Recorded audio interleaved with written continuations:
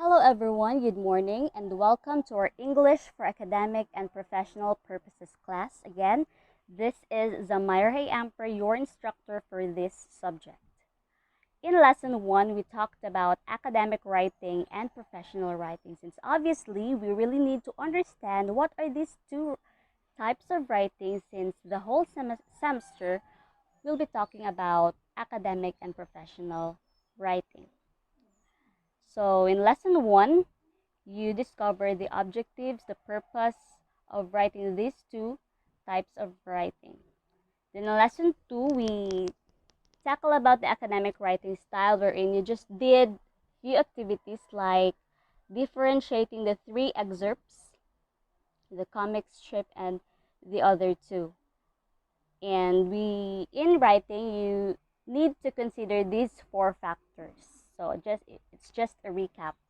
First is the topic. When you write, you really need to know what is your text all about. What is the topic all about?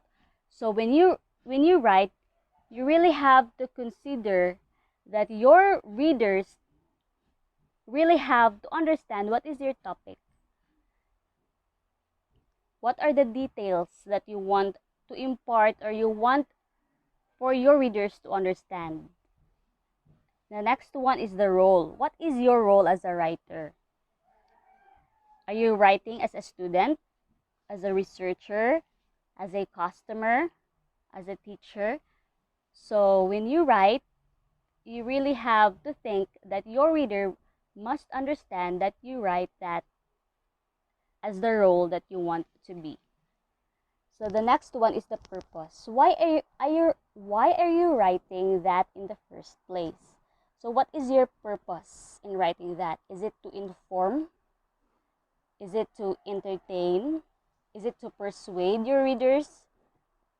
Then the next one or the last one is the audience. So you really have to consider your audience or your readers who is reading that piece or that writing. What knowledge that he or she need to understand in your writing. So now we will proceed to our lesson 3. The academic text structures. So the competency is that differentiate language used in academic text from various disciplines. So we have 3 objectives: define academic text, determine the text structure of an academic text, and explain the components of the 3-part essay structure. So you already answered this as your activity. And this one, I will send you later the answer key for these 2 activities. So first, what is an academic text? Academic text is defined as the critical, objective, specialized text written by experts or professionals in a given field using formal language. Maybe basig malibog mo, I already told you that academic text is used in academe or in school or in university. Then why is it, ma'am, nga naaman ay written by expert or professionals? Of course, in academic text, it doesn't necessarily mean nga student lang or kamo lang. Academic text is also written by those professionals in that certain academe or university. For example, a teacher is also studying or a teacher is writing that text for the students. So that is also a type of academic text. This means that academic texts are based on facts and solid basis. So academic writing, therefore, is generally quite formal. So there are no contractions, there are no colloquial languages, and it must be objective. It must not be personal. Diba? Dapat ang imong purpose is to share or to write a certain writing that is not subjective or nag-focus lang ka ana because that is your opinion. You must not focus in your own opinion because that is based on facts. Dili na magdepende kung unsa imong gusto, unsa imong idea, but that is based on facts alone. and it is also technical. It is a form by avoiding formal, by avoiding casual or conversation language. Dili pwede nga maramog nag-converse or nag-storya such as contractions, kato akong giingon sa inyo ha nga can, not is cannot, ang iyang can't, iyang contraction. And then do not, ang iyang contraction is don't. So dili na pwede, dapat i-spell out within yung word. It is impersonal and objective by avoiding direct reference to people or feelings and instead emphasizing objects, facts, and ideas. It is technical by using vocabulary specific to the discipline. To be a good academic writer, you will need to learn the specific styles and structures for your discipline as well as for each individual writing task. So these are the examples of academic writing. So you already know these examples nga example na sila sa academic writing, but this one are more discussed in here. First is literary analysis. A literary analysis is an essay. Okay? It is not only a summary sa inyo ang nabasa. Dili lang siya nga nag-summarize lang ka. It evaluates, examine, 'di ba? Dapat yun siya na ay analysis from the word literary analysis. Dapat yun mo sabton kung unsa gyud ang imo ang kato nga text nga imong gibasa and makes an argument about a literary work based on fact lang nga naa didto, dili nagdepende sa imo ang opinion, but based kung unsay naa didto sa lines, naa didto sa text, nasa literary work. As its name suggests, a literary analysis essay goes beyond mere summarization. It requires careful or close reading of one or multiple texts and often focuses on a specific characteristic, theme, or motive. So, na dito imong argument, ang imong discussion. Why did you say that ingana siya kana nga text, kana nga literary work? Next is the research paper. A research paper uses outside information to support a thesis or make an argument. So you really have to study, you really have to research. Dili lang kay isa imong basahon, dili lang kay isa imong references, but you have to consider many references para effective ang imuang research paper. Research papers are written in all disciplines, on all courses, and may be evaluate, analytical, or critical in nature. Common research sources include data, primary sources such as historical records, na siya ang mga primary sources para sa mga filibusterismo, and secondary sources, peer-reviewed scholarly articles. Writing a research paper involves synthesizing this external information with your own idea. Dili lang ka nag-copy-paste lang ka din ha, but you really need to write your own idea based on that information, based on that fact. So next is dissertation or dissertation. It is also a thesis na ginagamit or gina-require when you are studying kanang after na sa college. Like, it is a document submitted at the conclusion of a PhD program ng mga post-baccalaureate degrees or courses. The dissertation is a book-length summarization of the doctoral candidate research. So academic papers may be done as a part of a class, in a program of study, or for publication in an academic journal or scholarly book of articles around a theme by different authors.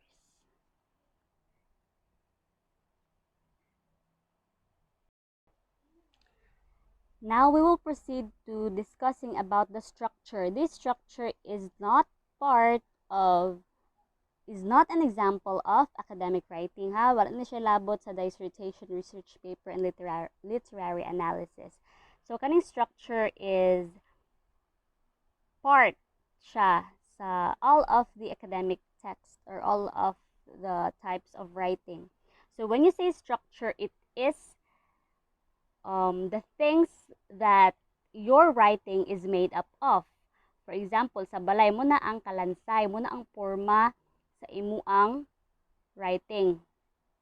It is an important feature of academic writing. A well-structured text enables the reader to follow the argument and navigate the text. Kung sakto ba ang pagkasunod-sunod? Is it coherent? Is it in order? Or nagkatimbulaag ang imong idea? Imbis ang imuang introduction kay nag-end na ka, na nag-conclude na ka. So it's not. Dapat it's coherent or it should be in logical order. Kasunod-sunod, consistent, dapat masabtan siya sa reader ang imuang writing. In academic writing, a clear structure and logical flow are imperative to a cohesive text.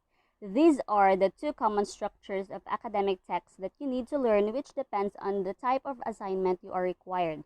So we will discuss two common structures daw sa academic text. First one is the three-part essay structure. This is very common. The introduction, body, and conclusion. And the next one is the IMRAD structure, which will be discussed after the three-part essay structure. So first, the three-part essay structure.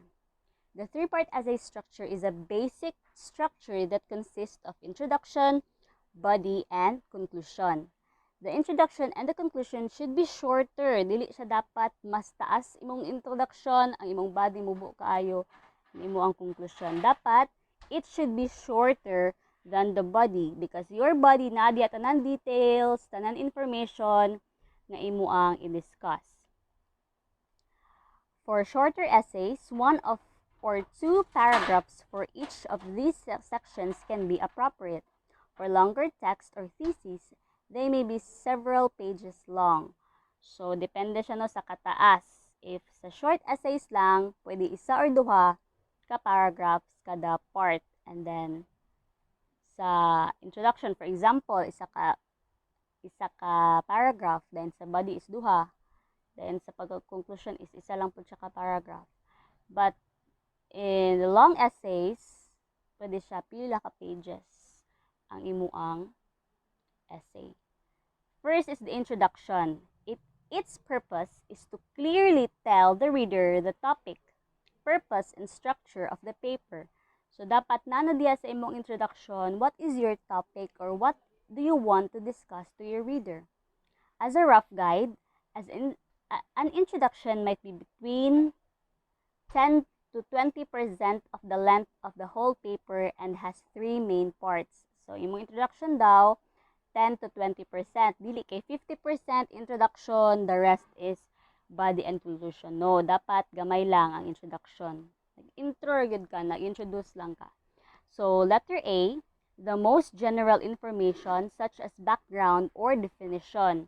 So, background lang ka, marag imong gi-discuss unsay origin ana, unsay mga details ana sa imuang topic, and definition, nag-define ka what is the meaning of that certain topic.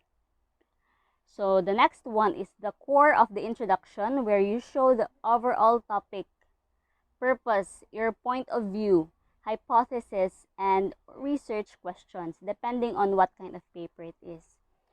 So na din ni mas daghan-daghan siya no ang overall topic nimo, imong giingon imong purpose, unsa imong point of view, so ang mga hypothesis and research questions. Sometimes na diya sa introduction tanan, depende sa imuang writing.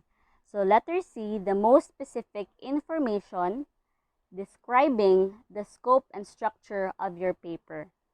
So sometimes na po din na ang pinaka-specific nimong information. Unsa man gyud ang imuang gusto i-discuss sila specifically, dili broadly nimo nga gabi ka wide, gabi ka dili kayo siya masabtan. Dapat specific ang information nimo. I-describe nimo imong scope nga unsa man ang imuang scope and limitation. For example, dinilang baka ang imong limit, dinilang baka sa school ang imong topic, or sa tibuok initaw ba, or sa tibuok Philippines ba ang imong scope. sa imo ang paper, unsa man imong gistudyhan all about, unsa man imong essay all about. So you should write your introduction after you know both your overall point of view. If it is persuasive paper, di ba ang persuasive kay dapat nag-convince ka imong pugson, imong audience or imong readers nga mutuo sa imong topic or sa imong point.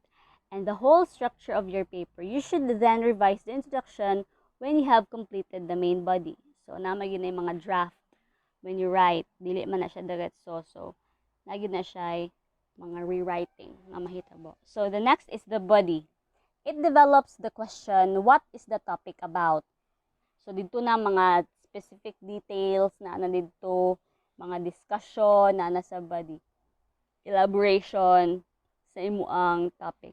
It may elaborate directly on the topic sentence by giving definitions, classifications, explanations, contrasts, or iyaang antonym or iyaang opposite, examples, and evidence. Then, this is considered as the heart of the essay. Okay? The heart of the essay. Kung walay body, kung dili nimo ma-explain, kung dili nimo ma-define, if you cannot classify, if you cannot give examples or evidence, then patay.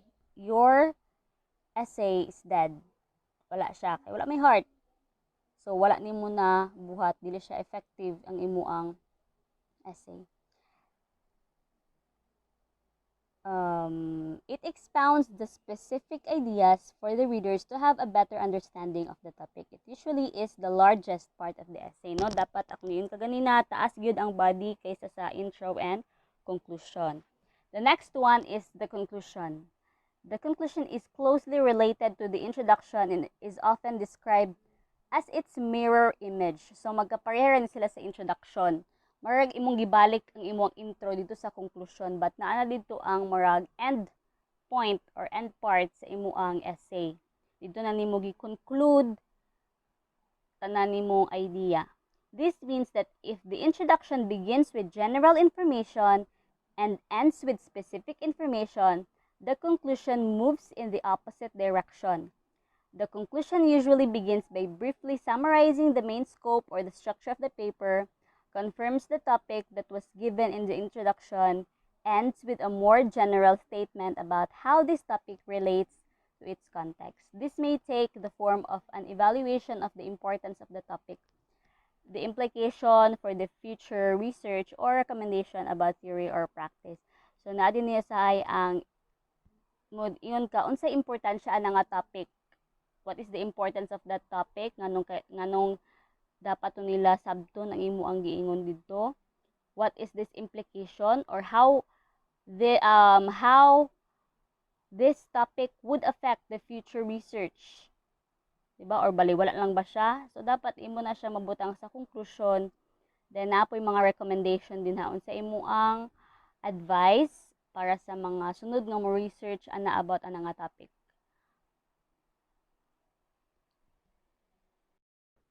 The second common structure of academic text is the IMRAD structure. Of course, this will be the one that you will use in your research paper and not this three-part essay, right? So, kani inyong gamiton, wherein this is composed of introduction, methods, results, and discussion. So, in your introduction, na din na inyong background sa inyong study, mga statement of the problem, na din ha, inyong mga objective. So, it is where the background of the topic and the central focus of the study na diya sa inyong introduction. Next is your methods or methodology. It will let your reader know your data collection methods or your data collection methods. How did you collect your data? Yun sa inyong first gibuhat, unsa sunod niyo gibuhat before niyo nakuha ni nga data, or how did you unsa niyo pagduol dito sa inyo ang mga respondents. Okay, na din na ang inyo ang methods. And then next one is research instrument employed. Unsa inyo gigamit nga instruments sa inyong study? So inyo nang ma-discuss na ay lahi-lahi nga instruments sa study. Discuss na sa inyo ang practical research ninyo ka Sir Gilbert. And then so on. So then Next is the result sa inyong discussion. So, diha ninyo ma-explain tanan, mga recommendation, mga discussion, tanan inyong i-elaborate ang inyong kung unsa ang inyong result, mo to inyong i-discuss. Then, it is the brief summary of the key findings of the result of your study. So, I will just send this what's more sa inyong group chat. So, this is, the title of this literary text is Impact of Technology on Politics. So, all you have to do is to read this article, then extract the essential statements of the introduction, sa body, and sa conclusion. Then, in short, you will write an essay, katong 3-part essay structure based ani nga information. And then, inyo din i-fill out ang form, or maybe you can write na diretso, type na mo diretso, or mag-picture mo sa inyo ang notebook. It's up to you unsay mas convenient sa inyo ha. So, dapat sa impact of technology on politics, na din na inyong introduction, dili magcopy-paste ha, dili niyo i-copy na ninyo na din ha, the continued growth, no. Inyong i-introduce sa to siya. Explain ninyo kinsay writer, written by, yan na introduction, ang body, and ang inyong conclusion. I will also send this post-assessment. Letter lang yapon, answer directly, and then this one. Okay, thank you so much for listening to this record. So, this is very important. Please help yourself to learn about these topics. Thank you, and God bless you all.